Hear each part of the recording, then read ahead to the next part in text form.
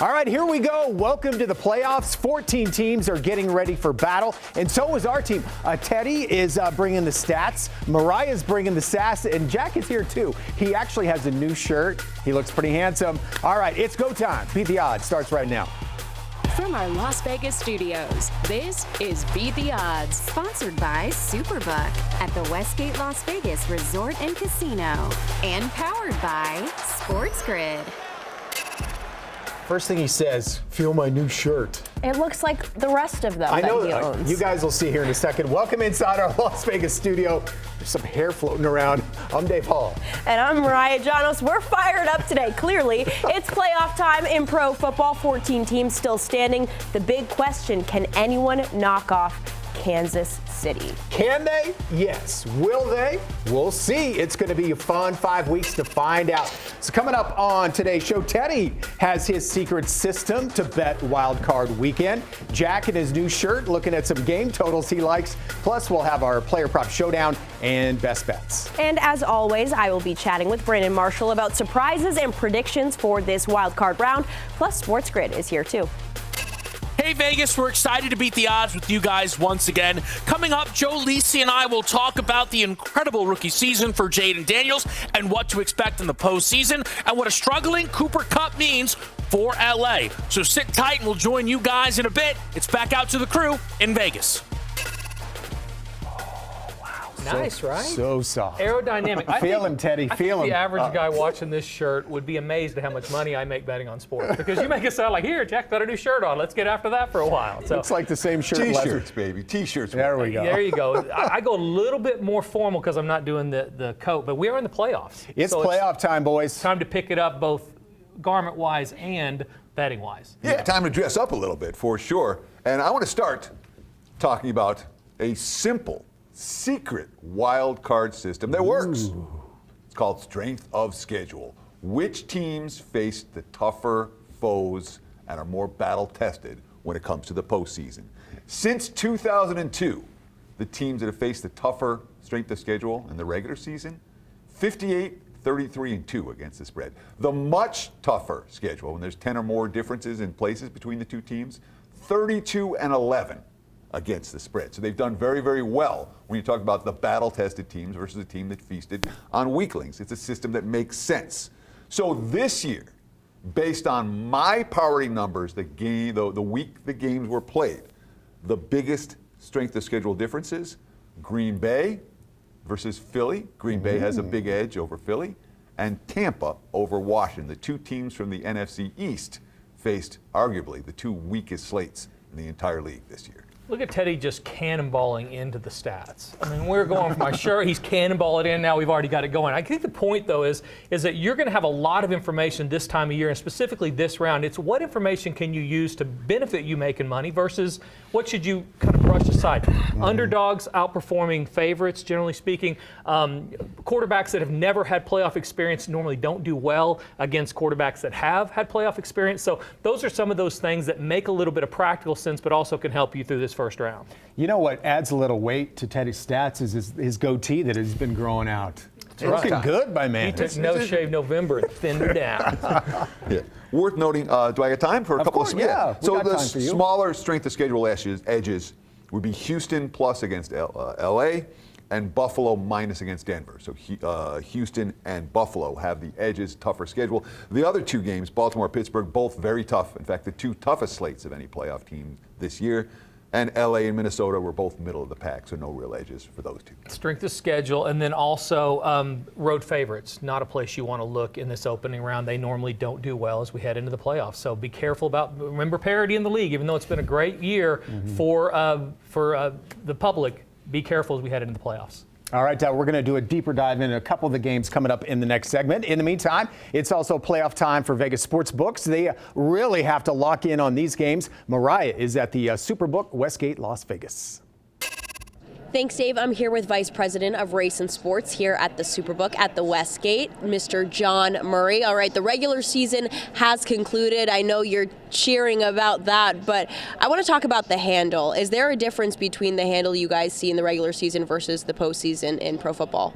Well, there's less games, but there's more action on a game-to-game basis. The handle's more concentrated. It leads to bigger decisions because you just have so much money in the pools and there's fewer games. You got bigger swings, and you also this year have 2 college playoff games the days before the wild card games. And heading into the first round of the playoffs, one of the matchups that jumped out at me was Baltimore-Pittsburgh. Baltimore 9.5-point favorites. Why such a big discrepancy between the two teams? Well, it speaks to how highly power-rated Baltimore is, maybe the highest power-rated team in the league. It's them or Buffalo in our eyes. Look, I think that you'd see Baltimore be favored at Arrowhead Stadium in the AFC Championship game if it came to that between them and Kansas City. Baltimore is very highly thought of by the odds makers. And looking at the odds to win it all, Minnesota has been one of the teams to beat in the NFC all season long, but they're actually priced at 22-1 to win the whole thing. How did you guys come up with that number? Well, look, they'd be single digits if they'd won against Detroit over the weekend, but they didn't. And now they've got to win 3 road playoff games just to get to New Orleans. That is a lot to ask. I don't know if they're going to make it through Monday night. All right, John, thank you so much. Dave will send it back to you in studio. Thanks to you guys. So do you want to be a wise guy or a lazy guy? Well, Teddy shows us the wise guy way to bet the playoffs. Plus, Jack is expecting a lot of offense in one game and a lot of defense in another. See which one's next. Before we head to break, with a win in Week 18, Washington recorded its 12th win of the season. When was the last time Washington won 12 or more games in a regular season? The answer next. Beat the Odds is sponsored by Superbook Westgate Las Vegas and powered by Sports Grid. Welcome back. Before the break, we asked you, with a win in Week 18, Washington recorded its 12th win of the season. When was the last time Washington won 12 or more games in a regular season? The answer, 1991. That's 33 seasons ago. That was also the last time Washington won the championship, and I was not born yet. So that's an interesting fact right there. All right, it's time to bring in our champ, Brandon Marshall. The playoff stage is set. Is there any team that you're surprised by that just got in by the skin of their teeth there? Your guys in Denver. Denver. Yeah, Denver surprised me. There was no way, especially, drafting Bo Nix. I was one of the guys that was against it.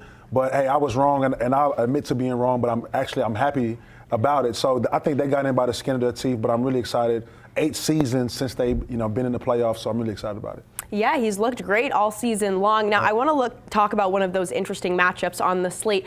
We've got LA and Minnesota. The McVay tree on full display with Kevin O'Connell going up against Sean McVay.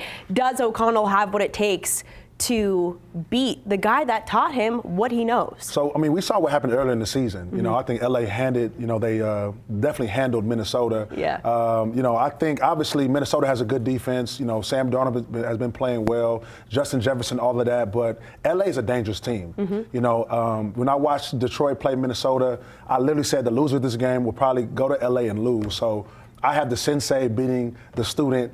In this game, I think LA will advance. There's a reason Minnesota's only favored by 1, and that is it right there. Keeping it in the NFC, though, Washington, Tampa Bay. In Baker Mayfield, we trust. However, we've seen on multiple occasions this season that no lead is safe against Jaden Daniels, especially down the stretch. Does Washington have what it takes to beat Tampa? They have what it takes. I'm not sure if they'll get it done, but they, especially with a rookie quarterback, younger team, but I think they have what it takes. It's really tough. It's really up in the air. I don't really know what's going to happen in this football game. But, Washington, they do have a good pass defense. Baker Mayfield has been lighting it up, Mike Evans. But Washington can play the pass pretty well. Not so good as far as playing the run. So, we'll see, how Bucky Irving does and Rashad White. So it's going to be an interesting matchup.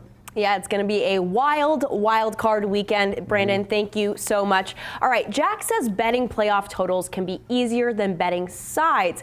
We already know this. He's a big totals guy, but Jack, take it away. She wasn't born in 91. I was working the clubs in 91. Getting after the clubs. Please don't ever do that again. Yeah, it was a big year for me in 91. Playoffs, you can make money with totals. We got some of these questions, especially when you're talking about some of the teams at quarterback. So you've got Jalen Hurts with Philly coming off concussion. You've got Love with his elbow. So sometimes it's easier to look totals in these spots than it is trying to find the right team. And this is one of those games. we're going to think under in this one. You've got both of these teams coming in with top 5 defenses in the league. Philly number 1 in the league. When you talk about Green Bay, they need to be able to run the ball effectively to keep Jordan Love out of predictable situations. He becomes very predictable and really average as a quarterback when they can't run play action. He can't get under center. Turnover prone too. Exactly. When he's back in shotgun, he's a different kid. So look for them to force the ball. That's going to shorten the game, keep that total under. On the adverse side of that, when you're talking about the Tampa game, Tampa and Washington, these are two teams that are doing things very similar. They are scoring a bunch of points, not stopping a lot of teams, averaging over 30 apiece per game over the last month or so. So instead of trying to figure out which one's going to have the ball last and cover with a tight number, let's go ahead and expect both teams to score and anticipate neither of them getting a lot of stops. So over the total in that game with Tampa, under in the Philly game. All right, Teddy, let's bring you. What were you doing in 91? Hopefully not that. All right. I was having fun. Okay. It was young, back in the old days. We You know can how leave it it is. there. Yeah. Fair enough. But I want to talk about the best way to bet playoff futures. Now it's great. You have whatever team to win it all. You can Instagram it. Sure, you can social media it. That's going to look pretty. But that's the lazy way. The lazy way is to make one future bet on the team you expect to win it all. The wise guy way is you bet the team that you want on the money line and you roll it over every week. Whether we're talking about Baltimore or Buffalo. Baltimore and Buffalo are two great examples right now. Plus 6 to 1 or plus 650 for the other. These are two teams that are going to be playing, if they reach the big game, they'll be playing 4 different games. If you roll over your wagers on the money line for each of those 4 games, you'll get as much as twice the return as you will just betting it with a standard future wager. And it offers flexibility to adjust wager sizes. You don't have to hedge if you reach the big game and you're like, do I want to take some back the other way? You don't have to do any of that when you're adjusting your wager sizes week by week. And the cumulative playout, again, can be twice as much as you get for making those pretty Instagrammable odds to win it all ones. That's not the wise guy way. You're losing money that way. Yes, you can back up some of that money later if they keep winning, and then you're still getting 6 to 1 or better. All right, good strategy there. Okay, there are 3 guys who could have huge impacts this weekend. Here's Sports Grid with more. Kevin Walsh and Joe Lisi here, getting you set for the pro football postseason and some players that you're going to want to be invested in. And one guy, Joe, I know you've been invested in preseason, in season, and now that he's here in the playoffs, is Washington's quarterback, Jaden Daniels. Yeah, and he's going to have an opportunity in terms of a rematch against Tampa Bay in the playoff matchup. Jaden Daniels is the catalyst of that offense. When you look at Jaden Daniels, not just stretching defenses over the top, but with his legs, when Jaden Daniels is gaining 50 and 60 yards per game, Washington is a very difficult out, and I expect him to step up this coming weekend. And I think the interesting thing for Daniels is, will he fit the description like so many quarterbacks? Postseason means even more rushing, considering how dynamic he is in the regular season. It could be a big-time mismatch for a lot of the defenses he will be facing. When we take a look at LA, their wide receiver room is talented, but there's a clear top dog, and that's Puka Nacua. Stafford goes to Puka Nacua early and often, 10 to 15 targets per game. When he's eating, Kyron Williams in the rushing attack can open up and make some yards and have productivity, especially in the second half of ball games. Puka Nacua is going to need to be a mainstay if they're going to knock off Minnesota this weekend. And then you take a look at the running back position, and certainly a star-studded offseason. Saquon and Derrick Henry grabbing so many headlines, but Green Bay's Josh Jacobs cannot be forgotten. 15 rushing scores, toted the rock 300 times this year, and I'm sure they'll be looking to up that workload come postseason time. When Green Bay has success, Josh Jacobs is carrying the rock. We saw it earlier in the year at the beginning of the season where Josh Jacobs was carrying 15 to 20 times per game and Green Bay was winning matchups. But look now, the last 5 games, the passing attack is inconsistent. Jordan Love only averaging 173.8 yards per game. Josh Jacobs needs to have a big effort to knock off Philadelphia. As someone invested in Philadelphia, I will say Jacobs could play well. He, though, to me, is not the most dangerous part of Green Bay's offense. That is still their quarterback, Jordan Love. That is going to be a very, very exciting opening round matchup, one that certainly myself and Joe Lisi will have our eyes on throughout. All right, thank you, fellas. So Josh Allen could perhaps win MVP, and he's getting an honor from our show. He is the highlight, the centerpiece of our Player Prop Showdown. That's next. Before we take another timeout, in Week 18, Denver quarterback Bo Nix broke the single-game franchise record for completion percentage with a completion percentage of 89.7%. Whose record did he break? The answer, next. You're watching Beat the Odds, sponsored by Superbook at the Westgate Las Vegas Resort and Casino and powered by Sports Grid. Welcome back. Before the break, we asked you, in Week 18, Denver quarterback Bo Nix broke the single-game franchise record for completion percentage with a completion percentage of 89.7%. Whose record did he break? The answer, I was right, Peyton Manning. He held the franchise record for 11 years before this past Sunday with a completion percentage of 89.29% in the 2013 season finale against Oakland. Now, to be fair, Nix did it against beer truck drivers and CrossFitters from Kansas City, but whatever. Cool record. Scan that QR code. It's our website, beattheoddstv.com. Now let's send it back to Sports Grid. Kevin Walsh and Joe Lisi here. The pro football postseason right around the corner, and some players are providing more questions than answers, and that wasn't supposed to be the case with Minnesota's Sam Darnold. And then with the 1 seed on the line in Week 18, had arguably not just the worst game of his time in Minnesota. Joe, you could argue it was the worst game we've ever seen Sam Darnold play. Completed hardly 40% of his passes, no passing touchdowns, despite countless opportunities. Yeah, and errant throws in red zone opportunities. That was the biggest thing that stood out in the loss to Detroit, is that Sam Darnold had opportunities to score points, overthrew wide receivers Jordan Addison and Justin Jefferson, couldn't convert in the red zone, and felt the pressure multiple times against the Detroit front seven. This is a tough matchup going up against LA, especially on the road. He's also lost that game earlier in the year by 10 points. You take a look now at LA, who's going to match up in the opening round with Minnesota, and we know Puka Nacua will bring it. With Cooper Kupp, I don't know. Or maybe we do know. Maybe it's clear that Cooper Kupp doesn't have the juice and wiggle necessary to produce. You look at his final 3 weeks of football, no yards, 24, 29, 3 targets in each of the 3 games. That is not what we are used to from one of the greats for this franchise. He's been used as a decoy. We've seen Tutu Atwell, Demarcus Robinson, other secondary wide receivers step up with the addition of Puka Nacua in terms of that offense, and Cooper Kupp has been non-existent. He's very difficult to back this coming weekend against a very difficult and strong Minnesota secondary. And then just quickly getting to Denver, who make the playoffs with their win over KC in the final game of the regular season. This maybe could be applying to the entire running back room, which has been a mash unit throughout this season. Jaleel McLaughlin, though, with 16 carries in the finale, I'm not sure you could still trust it going into the postseason as the lead back of that room. If Denver's going to knock off Buffalo, they need Bo Nix to extend that defense over the top, and Bo Nix on the ground. That's the difference for me, Kev. And McLaughlin, typically so good as a pass catcher, that doesn't even seem to be his main role anymore. Again, a very messy running back room, but perhaps it keeps Buffalo guessing, all stuff that we'll be keeping our eyes on throughout this postseason.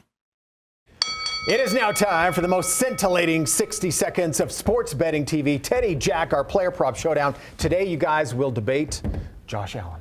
Let's talk about Josh Allen. Over under 229.5 passing yards, and I'm going under the total for Josh Allen. It's supposed to be cold, maybe snowy in Buffalo. Those don't be betting passing props over type of situation. And Denver's here because of their defense. Number 2 in yards per play allowed. Number 2 in yards per pass attempt allowed. That's a good Denver defense. Josh Allen stayed under 185 yards 3 times in his last 5 games. All Buffalo victories. They can win when he doesn't throw the football all over the place. And big chalk versus a rookie QB. What do you want to do? Grind clock, shorten the game. Josh Allen under passing yards. Yeah, I gave you a 2-1 winner last week with Sam Darnold over and touchdown pass. I'm going to roll that up because I think, and by the way, I'm glad Brandon's gone because I don't want to be a Denver fan this week, all right, at all. They have no chance in the game, I don't think. But what they are going to have to do is throw the ball. And what I think is that Buffalo's going to do is throw the ball down the field, more points, more yards. That way they can rest some players in the second half. Let's go over the total with Josh Allen's passing yards. Okay, so the producer of the show, Kristen, is a lifelong Denver fan. I'm getting the hard rap. Yeah. One of you two are about to break our heart. Not cool. Best bets are next.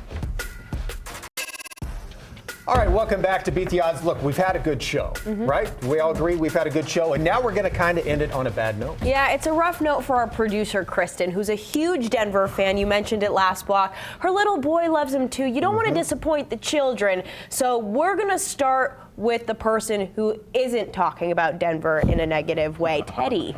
All right, let's start then with Tampa and Washington on Sunday night. I like this game over the total. Both of these teams have been over teams all year. Tampa's 12-5 to the over, Washington 11-6 to the over. So we're asking them to do what they've been doing, which is fly over the total. Washington's offense scored 30-plus 3 times the last 5 games. And we say rookie quarterback in the postseason. Well, A, Jaden Daniels, pretty good in college. And B, just look at C.J. Stroud last year as a prime example of what a rookie QB can do in his first playoff game. Tampa's offense scored 24-plus each of the last 7 games. They're 5-1-1 to the over during that span. They run the football. Bucky Irving matters. Rachaad White matters. And, of course, which team do we trust to get stops? Neither. Over the total on Sunday night. Bo Nix is a great story. Good-looking dude. My daughter brought him home. It'd be fine. But We're not ready for this moment. This is the deep end of the pool. Rookie quarterbacks playing do not normally cover in these exact spots. Look for Buffalo to run the ball effectively, throw it off that, get Denver in a predictable down and distance. Let's go ahead and lay the points. Kristen and Brandon crying in their tears. Buffalo minus the points. not just them, little Cameron. Don't forget little Yeah, Cameron. you are in his actually jersey. hurting Huge the Denver children. fan. I do not believe this weekend. Oh, not the believe. Now that I have you. Oh, Come on. You know what? It is nice quality. I'll give it to And you. on We're sale. done.